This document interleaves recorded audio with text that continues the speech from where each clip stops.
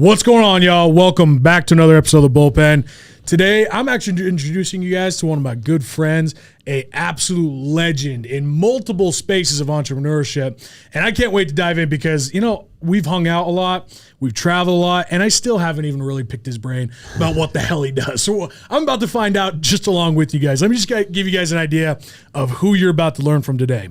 Jason Haugen is a devoted husband and father to his beautiful daughter, Remy, serial entrepreneur, and that is not, saying that lightly, serial entrepreneur and public speaker. After losing everything in 2018, he decided he needed to make a change and work for himself. Following some failed business ventures, he landed on his biggest entrepreneurial success in 2019, becoming the founder and CEO of Haugen RV Group, which I'm actually excited to hear more about how that works. Because you know who else does that? I'm gonna get back to this is Brad. Really? I think he said he does some RV parks and he loves them. Yeah, I've actually heard him talk about it on his podcast a couple times. He's mentioned. Let me keep reading this, and I'm going to pick your brain. I'm telling you guys, I can't wait to just dive into this. A company he built from one dealership in six-figure debt to $100 million multi-dealership operation. Dude, just so you guys know, Jason is 28. 28, son of a bitch. See, I think I'm 26, but like son of a bitch doing 100 million here, right? Jason has partnered in many multi-million-dollar ventures, including real estate and the cannabis industry, which he just launched, right? Yep. Yeah.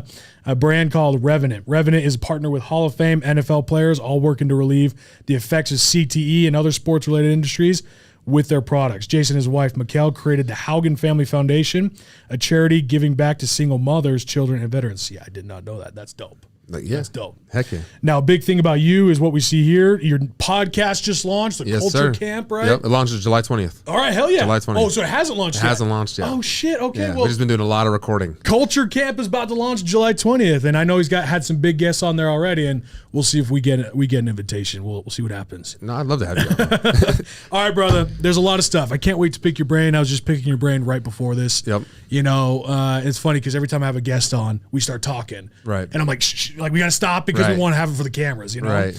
But listen, dude, there's a lot to dive in with your story, right? You know what's actually fascinating is with all you've accomplished, I'm just be real with you, and you and me have talked about this as friends, your brand is so small right now in comparison to what you're doing, which is why you're taking some big steps to start building your brand. For sure. That's going to be massive. So give everyone an idea.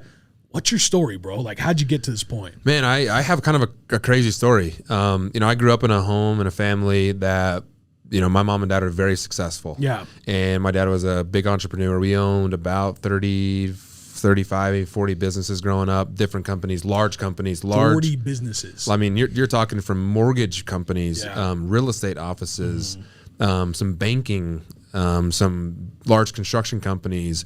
We had, close to 100 million in just commercial real estate in our city. Jeez. We had, you name it. We had restaurants. We had a bunch of restaurants. Yeah. My shopping malls. I mean, we did kind of everything. Mm-hmm. And but the biggest thing my dad was is a public speaker. He was a very well-known public speaker, and so I got to listen to him and grow up with him in my whole entire life. And every dinner table was a seminar, and everything that we did had to do with, self-development. And growing up, I always want to be like my dad, but my mom and dad never gave us a handout, ever. Yeah. Like when we turned 16, bought our own cars, did our own thing. You got your gas. Even if we played sports, which like nowadays it's like, if you play sports, you play basketball, like that's like a job, I'm just gonna pay you whatever. And my mom and dad were like, screw that, you got to learn how to multitask here. Yeah, right. And so we like when I say I have a twin brother and I have an older brother and then an older sister where I'm the babies. I was the planned one. My brother was accident. But and I always say we because I just but we grew up. I grew up strange. Like I grew up very wealthy but broke as hell.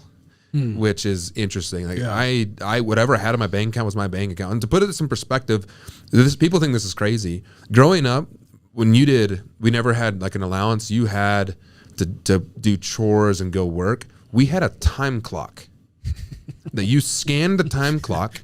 You put the job description of what you did. You had to go show my mom or dad what we did, they signed off on it. We got to clock out, and we got punching in and punching. I'm not even kidding. And then they would. That's for tax purposes. Exactly. We would put that money on a check register, if you even know what that is. So if you get your book of checks, you know there's a register there that no one ever uses. Right. So we would put our money on a check register, and it was like basically our savings account. So if we would go to the store, Mom and Dad would be like, "Hey, we want a candy bar, win some chips." Cool, that's no problem. Take $1 off of your check register. That's your money. It's not our money coming from us. They made a distinct, there's a line. Your money's your money, our money's our money. Like, you're with us, we're not with you. So my first like drink I ever ordered growing up was like when I started dating, and I got to order a Coke because you ate a hamburger and water because that was the two cheapest things on the menu, which was crazy to me because we grew up, we had nice things and like planes and whatever, but we acted broke, which it was kind of confusing. Well, so you guys literally had like planes. Yeah, you own planes. You're flying all around the world. Yeah, traveling and. Yeah, I mean, we had a 20,000 square foot house. We had planes. We had private custom Liberty coaches, which you don't even know if that is, but they're big tour bus motorhomes, I think Carrie Underwood has a Liberty coach. Like we had really nice things, but my mom and dad we would pull that coach into McDonald's because it was the cheapest thing on the side of the freeway. So it's just an interesting. But my mom and dad always had that mindset. But my dad always lived by this principle which I think is very key, and people don't live like this, is build like it will never end, but prepare for it to end tomorrow. And my dad always lived by that mindset. And he'd always tell us, look, you have a job, have that job like it will never end and give it everything you have, but prepare for it to end tomorrow. Yeah. And so we lived like that. In 08, we had commercial real estate, worst thing you could ever have. Yeah. We survived it because my dad, it was tough. Yeah. But us as kids, we didn't even know. Yeah. And he just rolled through it because we had so much in reserve. Like he built like it would last forever, but prepared for it to end tomorrow. And it did. Yeah. When you have 15 shopping centers and a 5-story big huge office building with 0 occupancy, you learn how to dice things up there.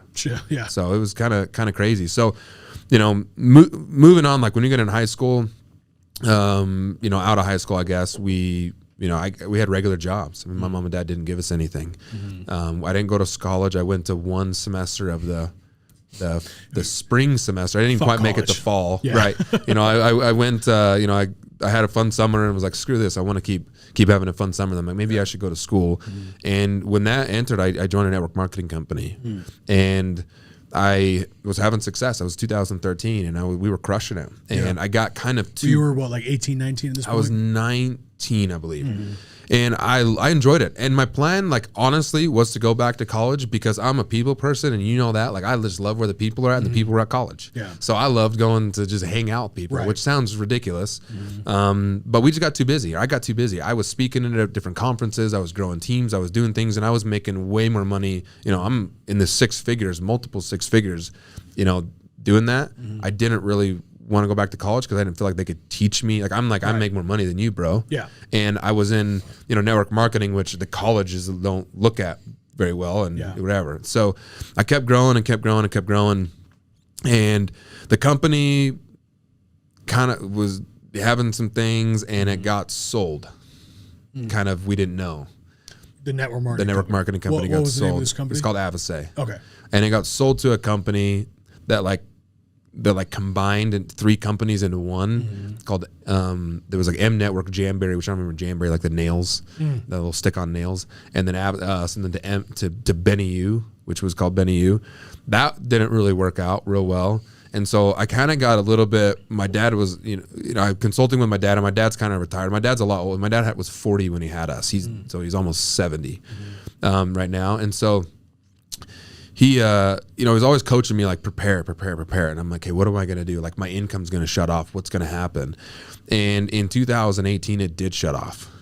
And I go from speaking on stages to driving nice cars to happily married with a baby on the way to broke. I had savings, but I didn't want to burn through them. I would have burned through them quick. Yeah. Because you elevate your lifestyle a little bit when you're making money. For sure. And not a lot of people know this.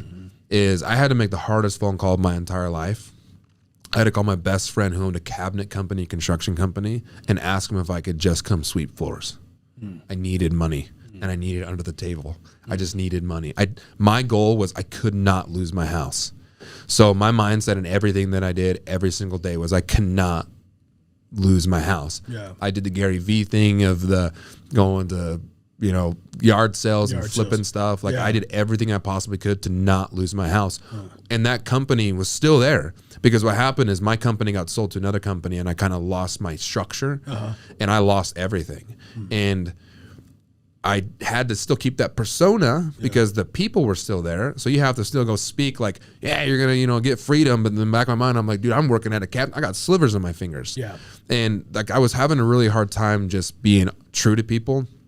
And, you know what, it was tough. Like, I thank God every single day for my buddy, and his name is Deuce, and I'm sure you heard talk to me a few times about him. He's my guy because it's a hard name to forget. Yeah, he saved my life. I mean, not a lot of people know that I was literally working from 5 p.m. to midnight building kitchens. Like I could build, and not even gonna lie, I could build an entire kitchen in a night. And then not even in a night, I could build in a few hours. The cabinets and stuff. So I would build kitchens, and then the next day go with the crews and install them. And then maybe around the afternoon, I'd go put on like my nice polo shirt and go hop on Zoom and present opportunities to people for the network marketing companies. But I was just trying to grind to get my, to have my wife and future kid have a life. Right.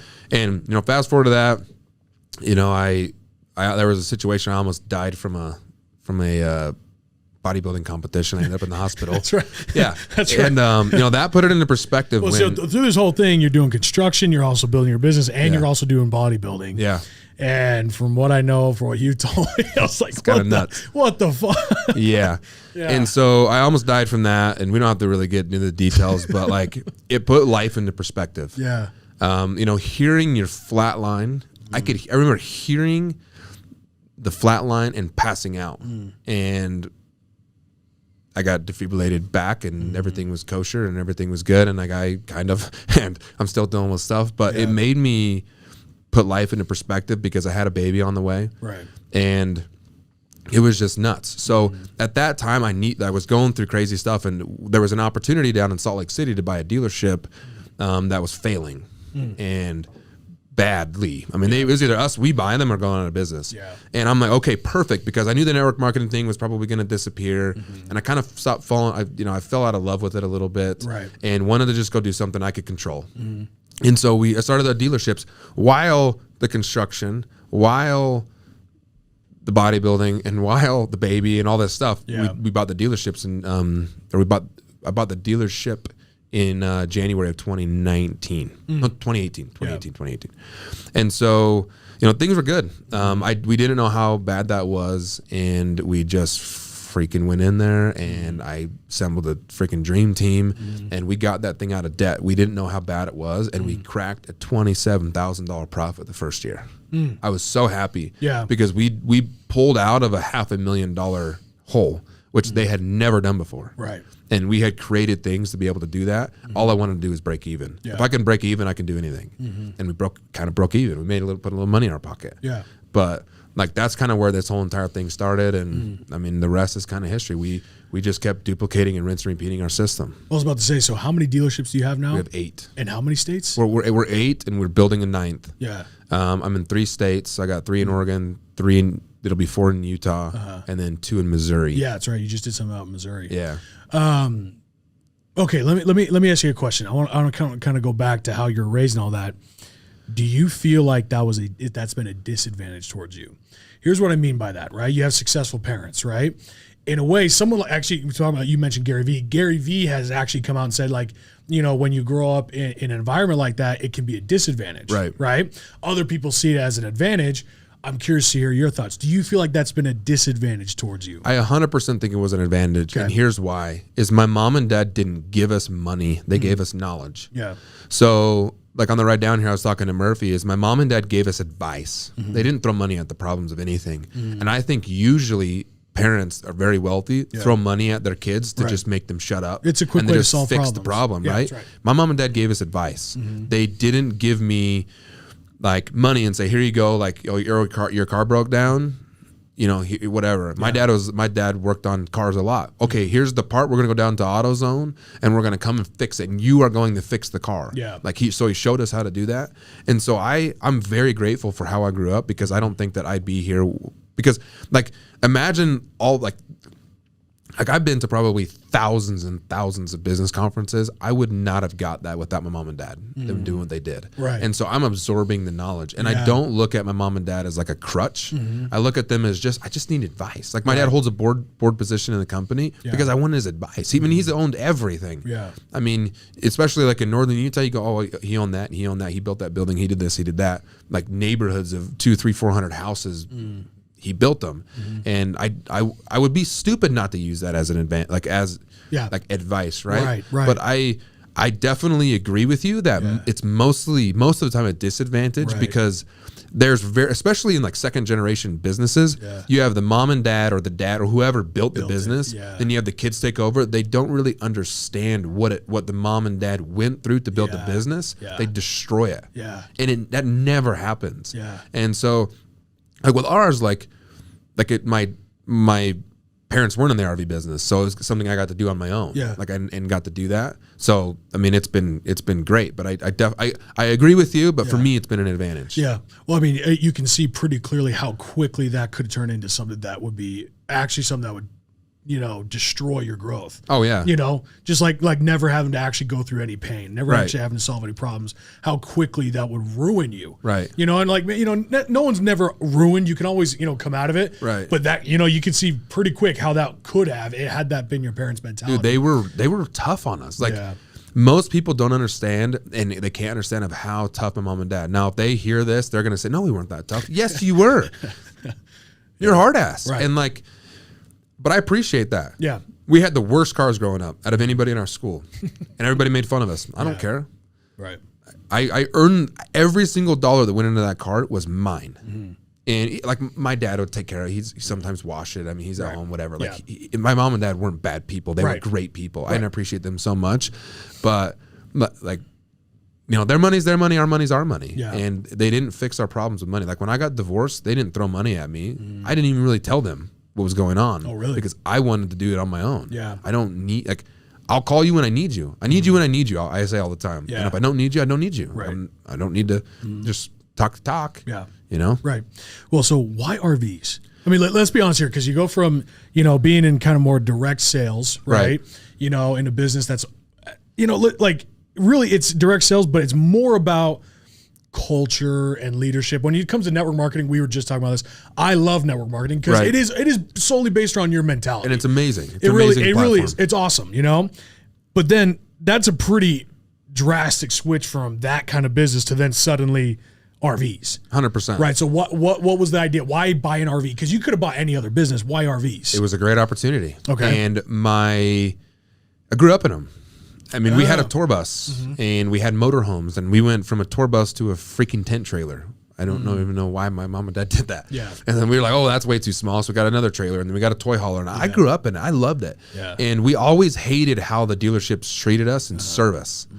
And so growing up, my dad always, we can create a service center. We can, because my dad's always Mr. Entrepreneur. Like anything that he sees as a need, he's going to fix it and create a business for it. He's smart. He's an entrepreneur, Takes right? it personal, That's what you do. Right. And so he always wanted to create like a service center.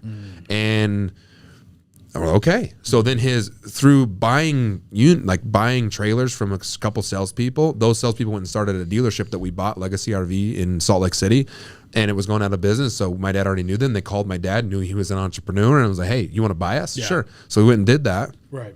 Or, you know, my dad was like, hey, I don't really want to do much with this, but do you? Yeah. Okay, sure. We'll do it. Right.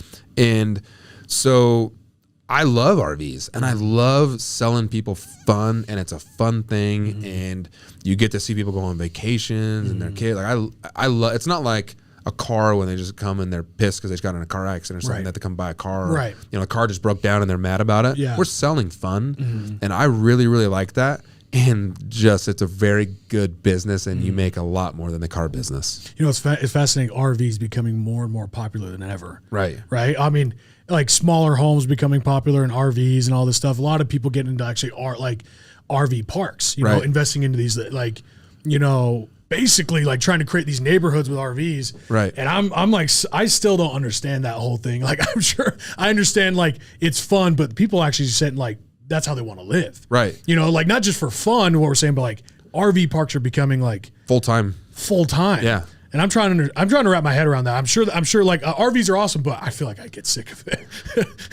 You know, saying. I mean, I spent a lot of time on it. Yeah. My mom and dad, when they were touring around and doing their public speaking, they'd literally pick us up from school. They would park it right out front of our school, pick us up, and we wouldn't come back for about 3 months. Oh. And then they'd basically drop us back off at school. We kind of, joke about it. But I never really had a cabin fever about it. I mean, granted, I was younger, and every single night we were parking at a conference or like in the back, or we got to hang out with people. And, but we really never got cabin fever. But you're right. Like it is definitely going more towards a full-time living. Yeah. And I was looking the other day and like the podcast of RVs. There's a ton of RV podcasts, YouTube channels of people full-time living. Yeah, it's growing a lot. I mean, it's that movement is growing. First off, it's super cheap. Yeah. Second, you can move anytime you want to. Mm-hmm. And I think COVID helped a lot of it. And like third, I guess, COVID helped a lot of it because it forced people to work at home. You can get Wi-Fi on these things. A lot of the RV parks have Wi-Fi. You can get Wi-Fi units in your trailer or motorhome. What was that, like a Starlink thing from You can do Starlink, or you can do different satellites, or most of the time it's just like your RV park has it. And now, like most of these RV, there's some like luxurious RV parks that are pretty wild. And it's just an opportunity for you to move around and be like nomadic almost of just, we meet so many people and we've sold them like, hey, I don't have a home. This is my home. And you sell them the trailer and they're just transferring all their life in this other trailer. It's pretty interesting to watch because there's kids. Oftentimes there's kids and husband and wife, and they're just on the road and they work from their quote unquote home. I mean, it's pretty cool to see. And it's just it's hard to explain until you experience it, but there's something about getting out in nature and getting out of the city and the hustle and bustle of everything and getting to go spend real time with family and friends. It's really cool to see. We get sent pictures all the time, and like you go out to the sand dunes here. We got in Utah, we got Little Sahara, and the big circle of trailers, and some of them are like a lot of our units that we've sold all their friends and family, and they're having just a big, huge bonfire in the middle of it. Like that's the RV life. Like that's it's different. It's adventure. Like our tagline is adventure without limits, because we want people to go have adventure and get out there. And I grew up having it. It's a blast. Yeah. Damn, that's fascinating. Yeah, my wife wants one. I know. She's texting me all the time. Hey, tell me about this one. Yeah. She's always on my website about stuff. Yeah. Now let me ask you. I want to go more into entrepreneur thing, but first off, bodybuilding. Yeah. Right. Because like I know a lot of people in the bodybuilding space. You obviously were in the bodybuilding space. Yep. I think bodybuilding has become very, very popular. Yep. And I think, and that's just, I'm curious to hear your thoughts on this. I think it's getting to I think bodybuilding always goes to extremes. I mean, you look at like Mr. Olympia, right? Yeah. You look at like Ronnie Coleman now. That's a whole other level. You're like, damn, dude. Right. Like, it's crazy because in all reality, it is an extreme sport. Right. Right. It really is. What you put your body through, it is a mental game, but at the same time, overall health, like, going through bodybuilding, it's a lot more than people realize than just getting up on stage. Oh, there's so much more. Just working out. That's 30 minutes. Yeah. Of a 6-month prep. Yeah. There's so much more that goes into it. Right. I mean, it's insane. Yeah. I mean, I think this movement's happening. I think people are almost moving away from it again. I don't know your thoughts on that, but like a lot of people getting into bodybuilding and then moving away from it because they feel the lifestyle's unhealthy, not sustainable. Hell, I've talked to a few women where it ruined their hormones, they can't even have kids. I mean, I think I've even talked to dudes who like it ruins their hormones, so they're struggling to have kids. Like, and like these effects aren't even really talked about before people start. No, and it's a hidden thing that is just not talked about, but it's all known, right? Every bodybuilder knows that what they're doing to their body, what they're putting in their body is pretty much fucking them up. Yeah. But there is such a want to be on stage that they do whatever it takes to get on stage. And usually they get on stage, this isn't worth it. I mean, me, dude, I almost died. Yeah. Like I went I guess I did. I guess I did. And I'm sitting here thinking in the hospital in so much pain. Yeah. Thinking, my ex-wife, at the time, my ex-wife, think I'm never going to see her again. Yeah. And I'm never going to see my child inside her belly because of what I did. It's not worth it. Yeah. Yeah, it's cool to say I got first place. Yeah. It's cool to sell that. Right. Now, look, no one even knows that I did. I mean, I work out a little bit now, right. but there's so much more to my life that fulfills me that now, and this is nothing to take away because I have very good friends, you know, currently friends that are prepping to get on stage. Right. But like, I don't know how they do it so well and so healthy because I didn't really know how to, I didn't do that obviously, but I do believe there's kind of a movement going away from like so extreme because there will always be that select 1% or you know, 10th of a percent of 1%. Like it's, there'll always be that gets on the Olympia stage. But I think as like an entire culture around it, it's moving to like more health and wellness. Cause like me, like I want to be able to golf. And, seriously. And you know, when you're like, I'm happy to say I've lost 20 pounds of muscle. Like I'm currently today, like I've lost 20 pounds of muscle and that's my goal. People are like, what, you're getting so skinny. Cool. Thank you. I used to get so mad. Go call my guy, give me everything I possibly can to get big. And in freaking 6 weeks, I'm going to be this big guy. But now I look at my daughter and I started to, you're obese almost. Like you're 200. Like I'm 6 foot. I'm 240 pounds. And right now I'm not. But like, you know, you're so big. You can barely move. I can't play with my daughter. I can't go play basketball. I can't go play pickleball with friends, which is, you know, that's taking over the world. I can't even. You know what bugged me is I love surfing.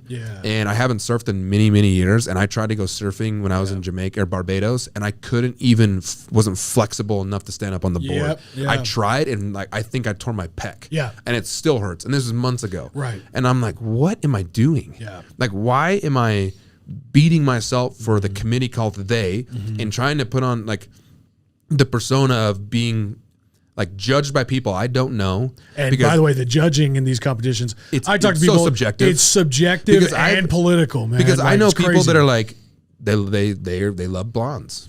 I'm a sucker for blondes. So if I was a judge, I'd be like, hey, look at the blondes. I'm not even looking at the brunettes. I'm looking at the blondes. It's so subjective. And you can ask all the judges and they like agree with you. That like it's a beauty pageant. It's a beauty pageant. At the end of the day. And I have friends who are bodybuilders.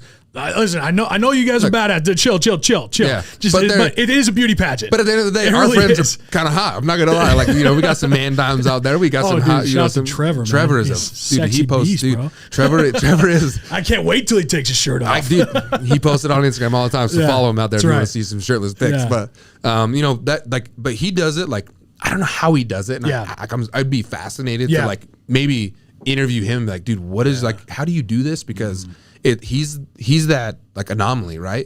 Most of the people can't do what he does. It's tough. It's crazy. And you know, Trevor works like full time, and he's away from work. And there's just so much that goes into it. You know, I was like, I cared so much about my bodybuilding that I would literally, and this like maybe a reason I got divorced. I'm sure of many reasons. I would wake up before my wife woke up and go to the gym. From the gym, I'd go to work, and I'd come back to the gym after a really long days of work because I'd get off around. I'd work from about 9 to 7. And then I would go to the gym around maybe 8 because I lived about an hour. Be at the gym around for an hour and a half, working out. Do cardio for an hour. So then you're at like 10:30, 11, and then I'd go home and usually she'd be asleep. So there'd be multiple times where I didn't talk to my wife in person, my ex-wife in person, for a week. Until like Saturday or Sunday hit.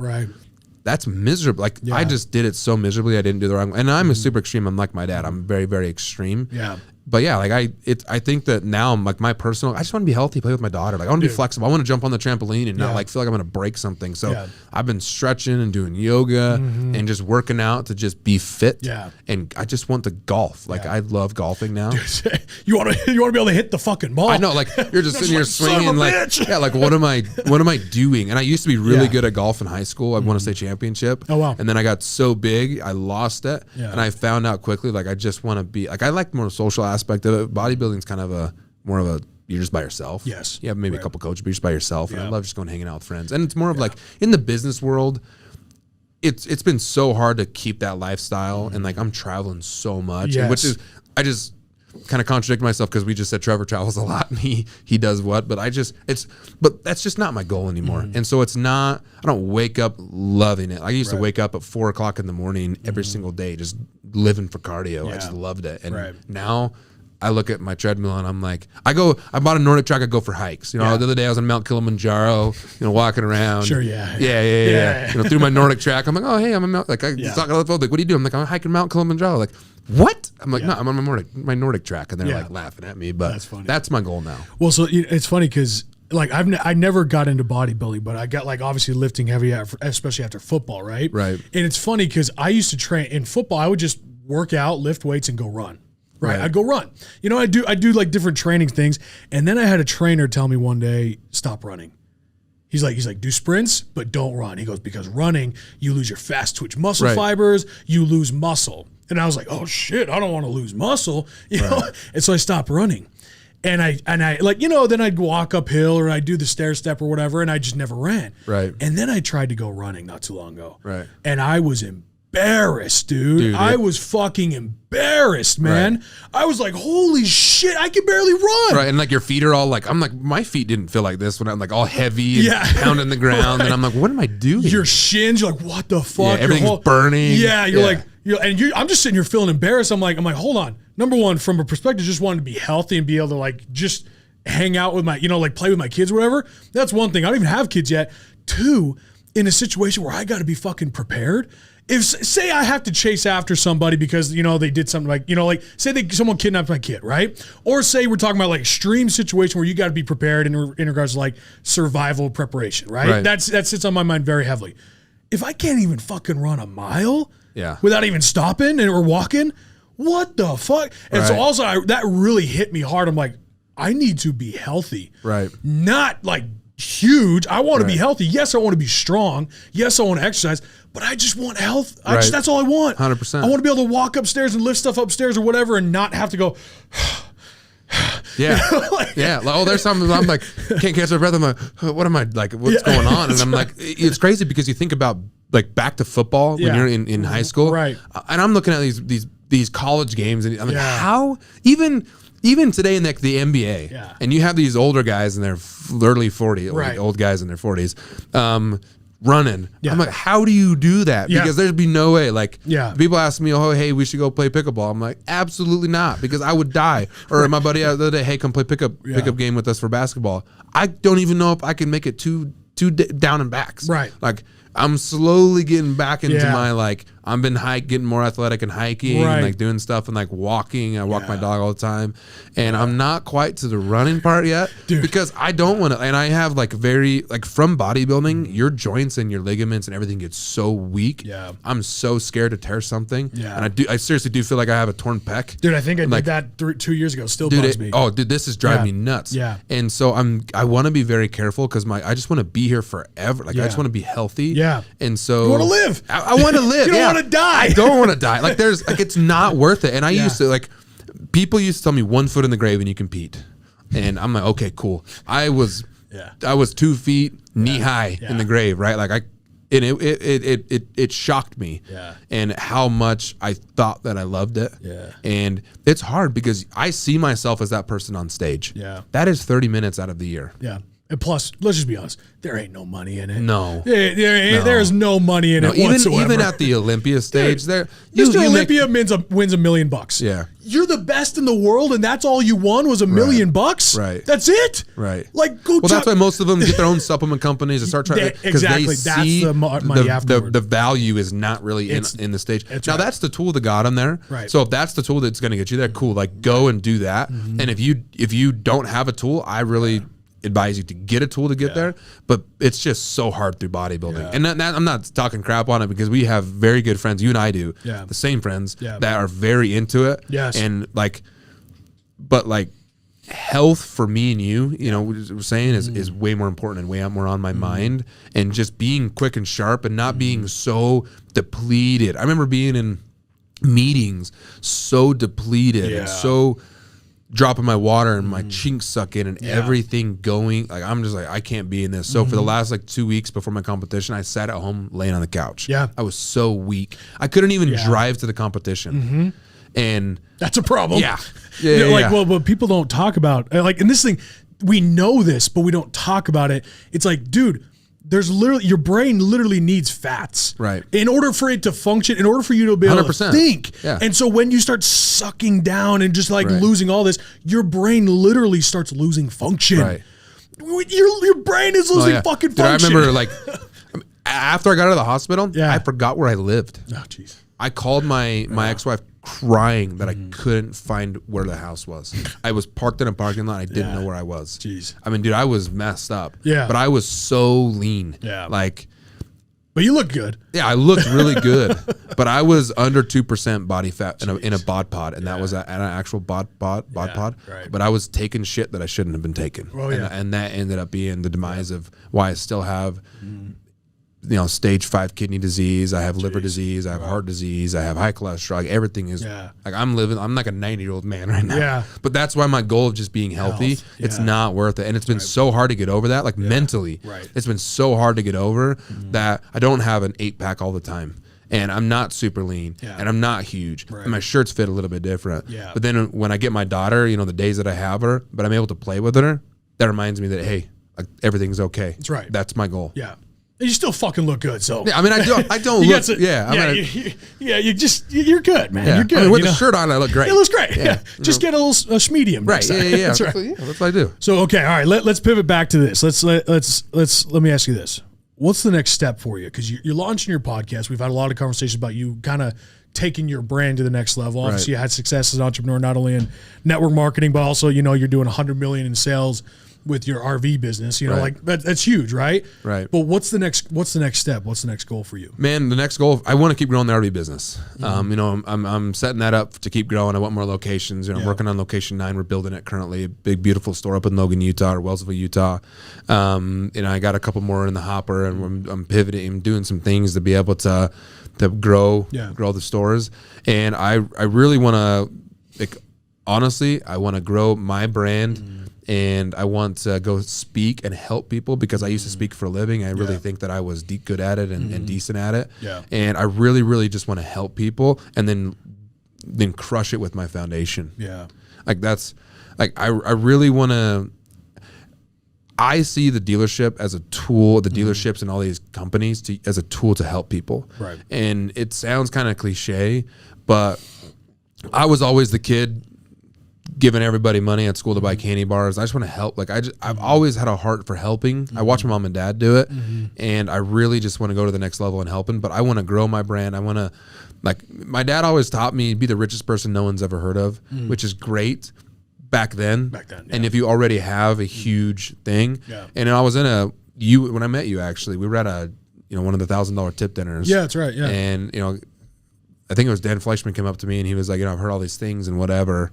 And I think it was Dan. Anyway, it doesn't matter. But, hey, I've heard all these things. I gave a $100 million company. You used to speak. You used to do that. You own this company. I've heard of Revenant, all these things. And you're with Jimmy Mack and, Jim McMahon. And you own a company with him. Kyle Turley and all these things. Like, dude, you're insane. Pull up your Instagram. I want to follow you. That's right.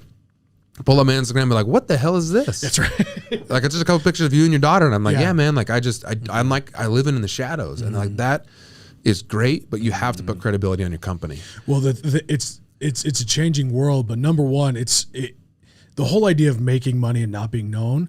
I get it, right? But for me, is exactly what you said.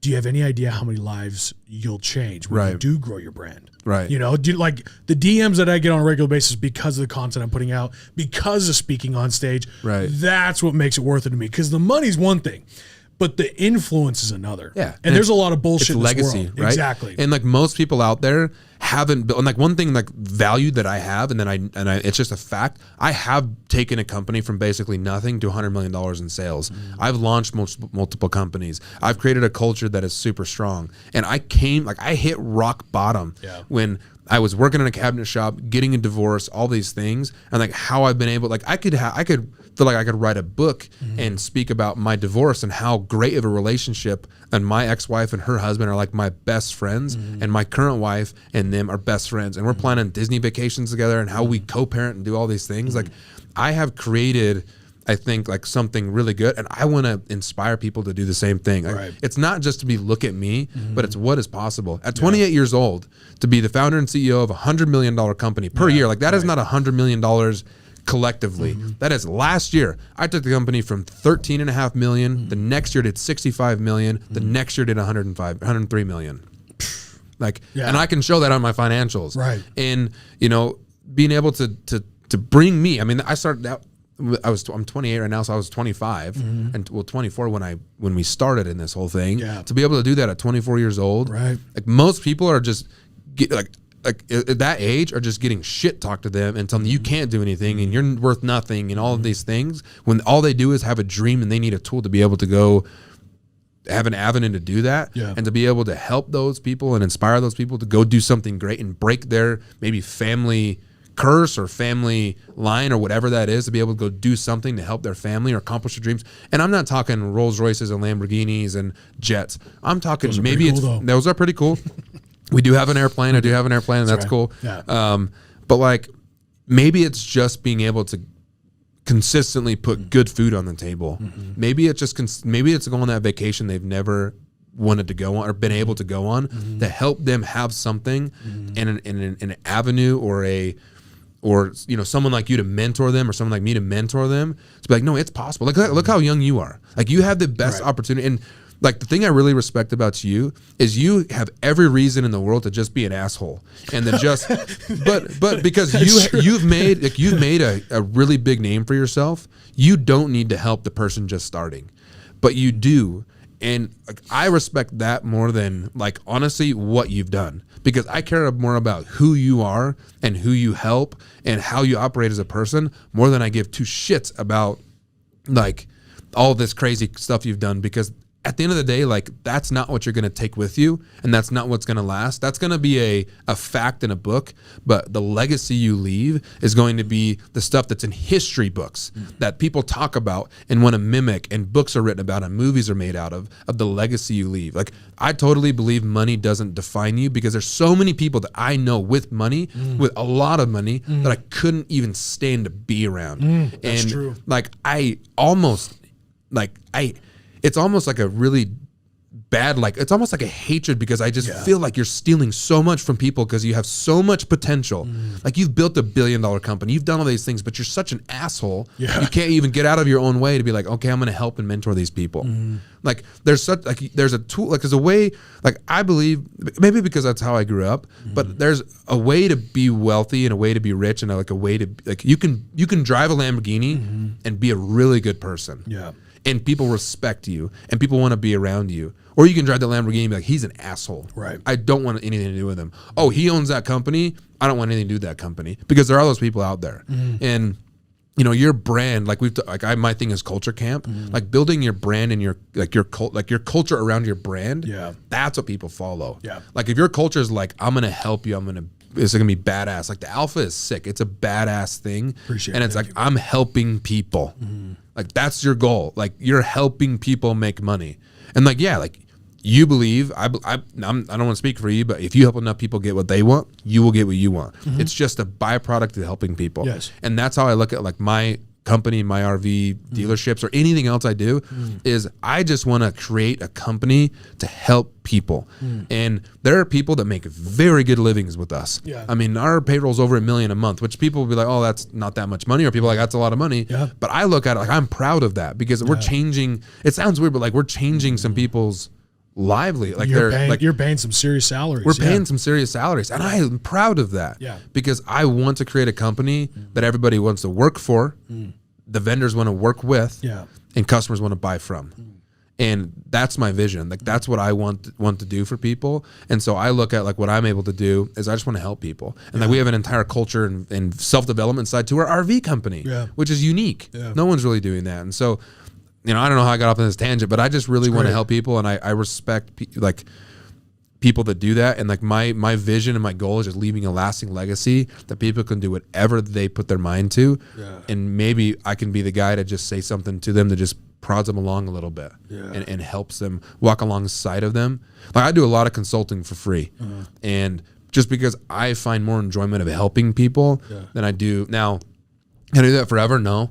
And like, my goal is I want to create different events and like public speaking, get back into that. And like, I was a motivational speaker from a motivational speaker to wrap up an event and kick it off, or kick it, kick your ass and like, let's go. Right. Or I could open it up with teachings. I can, there's so many different things I could do, but just because I was so motivated and my mind was just on helping the people, like my number one job as a CEO, and no one gets this, is to serve the people. That's all I do is serve the people. Everything that I do is to set them up for success. So if they need different tools in the shops, they need bigger building, they need this and they need that, improvements, whatever, my job is to set them up for success. Most CEOs don't get that, or business owners don't get that. They think of their people as just a way to make money. Right. Like, I hate that. Yeah. And drives me nuts. Like, I was at a conference not too long ago where the owners the guys up there kept saying about how much their employees pissed them off and they do this and they just so negative. I walked out. I couldn't listen to it. Yeah. If you think about people like that, man, I don't want to do business with you. Yeah. I agree, man. I agree. Well, I'm excited for what you got building, you know, like you putting out the content, you know, we talked about it. I'm like, dude, why the fuck wouldn't you put that shit out there, bro? I know. And I know that I need to, because and you're going to. I used to look at it like I don't want to brag. Yeah. And now I look at it because I did all of that public speaking and all these things. And like sometimes I might take a, picture of me on my plane or whatever, or like whatever, but I need to build the brand, to be able, I just want to help people. And I look at it like that. Like if I was to be able, because I was at a conference one time, not too long ago, actually the same conference that I walked out on. A guy came up to me and he's like, man, keep posting pictures that you just posted. I'm like, what are you talking about? He's like, dude, you were just in Vegas for the day. You flew your friend out there, his wife and your wife. You went shopping with the Dior, all this stuff, flew your plane down there, and then flew back in the same night. Yep. I'm like, okay. And he's like, dude, that's so inspiring. And I'm like, hey, like that's my shift that I got to make. Is I just want to help people, and so I can still post stuff like that to help people, and that's the goal. People need to know what's real, right? And it's people will call it bragging, absolutely, but you know what? You can't afford to listen to them, right? Because it's a committee called they. My mom always says that's the committee called they. Exactly. You don't care about what they say. Exactly. Like the reason why I do buy these watches. Number one, I love them. The reason why I buy a Lamborghini, I love it, right? The reason why I switched my business over to use ClickFunnels to get these awards is actually to put it out there. To show people, right? It puts credibility on what you're doing. It's credibility, because people need to know what's real. Right. They need to know it is real. There's a lot of fake bullshit out there. Right. So once they see it's real, and you know what? If that means that you have to show off, show it off. Right. Right. Show it off, and then show the lifestyle, because people don't want what you say you can do. Right. They want what you already and have. You use it as a tool. Yes. Like if you buy these things and do these things like as a tool, and that's your mindset of like, look, I'm going to use ClickFunnels to get these awards to show people it's possible. Right. That's the tool, right? That's right. Like you buy, like especially in like network marketing, everybody buys fancy cars or anything like that. Like you use it as a tool to be able to show people, because it may not be what people want, but it shows, man, look at the possibilities with this. That's right. Because most people fit in a box. I mean, most people are put in a box that, oh, that's not possible. That's, that guy got lucky. Or, the number one way people think are going to become millionaires is to sue somebody. Oh yeah, that's a real positive culture we got. So people just think, oh, maybe he just sued somebody. Maybe whatever happened or anything. Like, but you show, like you show people step by step. And like, I love the content you put out, because it's always like, when you're doing training events and things like that, you're showing people like, I don't only like have a Lambo and do these things, but I'm walking the walk, and here's how I get there. That's right. And I definitely think there's a super big, powerful tool to that, and like, people can see through the bullshit. So if you're just doing it to just be like, look at me, I got an AP and I got a Lambo. Look, dude, people can smell the bullshit from miles away. It stinks. Yeah, and people those people burn out quick, because it's hard to fake it, right? Like, I mean, imagine if you couldn't afford all the things you got, and you're just, especially like right now with our current economy situation, you're shitting yourself right now. That's right. But if you're really and true about it, you're cool. Yep. Everything's great, because you know that you're helping people, and everything's going to be good. So yeah, I definitely got to get my content back up there, and took out my guy Murph over here, trying to shoot some content, because I just really want to help people and launch my podcast, man. I really want to create like a culture camp. That's why it's called camp, because I believe culture is a lost art in business and in a lot of different things. And just from the things that I've been able to do with my over 200 employees and different things, and my team of my network marketing of thousands of people, to create teams that are rock solid, and there's a whole system and that we get into that in the podcast, and like when I speak and stuff like that. I think it's a lost art, so I want to help people. Yeah. Yeah, I agree. Man, we spit some fire on this one, man. Yeah. This is a good episode. For sure. And I appreciate you. Oh, I appreciate you coming on, man. Taking the time, driving down here. This is a great, great lesson for everybody. Great lesson for me. I learned a lot. I love it. Everyone listening to this, you need to go follow this guy right now. His podcast is launching, Culture Camp, July 20th. Is that July date? 20th, yep. July 20th. If you're not following him right now, obviously he's gonna be doing big things. Go follow this guy, Jason Haugen on Instagram. Just Jason Haugen on Instagram. Jason Haugen. We'll tag it below because if you can't spell his last name, I couldn't either. You spell it a different way, but Jason Haugen. Anywhere else people can get a hold of you. I'm on LinkedIn, but mostly just my Instagram and LinkedIn. Mm-hmm. You'll find me there. Do you have a website yet? I am JasonHaugen.com. I have a mailing list. Okay, I am JasonHaugen.com. We'll link that as well. Appreciate you coming on, bro. Thank you. Appreciate you.